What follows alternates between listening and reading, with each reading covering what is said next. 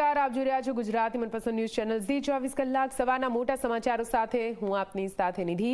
મહત્વપૂર્ણ સમાચારથી શરૂઆત કરીશું। અમરેલી લેટરકાંડ મામલે મોટા સમાચાર સામે આવી રહ્યા છે, જ્યાં પરેશ ધાનાણીના અમરેલીમાં ધરણા વધુ 24 કલાક યથાવત રહેશે। જી હા, વધુ 24 કલાક ધરણા કરવાની ધાનાણીએ કરી છે જાહેરાત।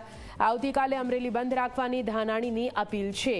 પોલીસ અને ભાજપના નેતાઓ પર ધાનાણીના પ્રહાર। 24 કલાકના ધરણા છતાં પણ કોઈ કાર્યવાહી ન કરાતા ધાનાણીએ વધુ એક દિવસ લંબાવ્યો છે। આવતીકાલે અડધો દિવસ વેપાર ધંધા બંધ રાખવા માટે પણ અપીલ કરવામાં આવી।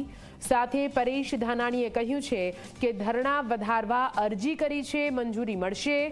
જો નહીં મળે તો પણ હું ધરણા તો યથાવત જ રાખીશ।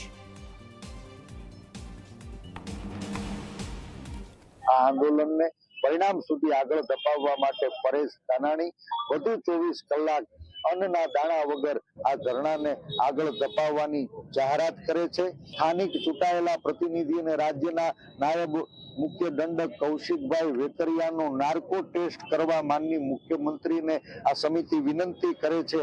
કૌશિકભાઈ, હર્ષભાઈ અને અમરેલી એસપી વચ્ચે આ સમયગાળા દરમિયાન કેટલી વખત વાતચીત થઈ, શું વાતચીત થઈ એ જાણવાનો ગુજરાતને અધિકાર છે। એટલે હર્ષભાઈ સંઘવીનો પણ નાર્કો ટેસ્ટ કરાવવામાં આવે અને એના આંતરિક કોમ્યુનિકેશન એ ટેલિફોનિક હોય, વોટ્સએપ કોલ હોય, સિગ્નલ હોય કે કોઈ પણ સોશિયલ મીડિયાનું પ્લેટફોર્મ, એની તપાસ કરવામાં આવે। આ લડાઈને આગળ ધપાવવાની આજથી અમે કાયદાકીય મોરચે શરૂઆત કરી રહ્યા છે। રાજ્યના પોલીસ વડાને એ દીકરી દ્વારા રજૂઆત થાય, ફરિયાદ થાય અને આવતા દિવસોમાં કાયદાકીય મોરચે આ લડાઈને આક્રમક બનાવવાનો કાર્યવાહી અમે શરૂ કરી છે।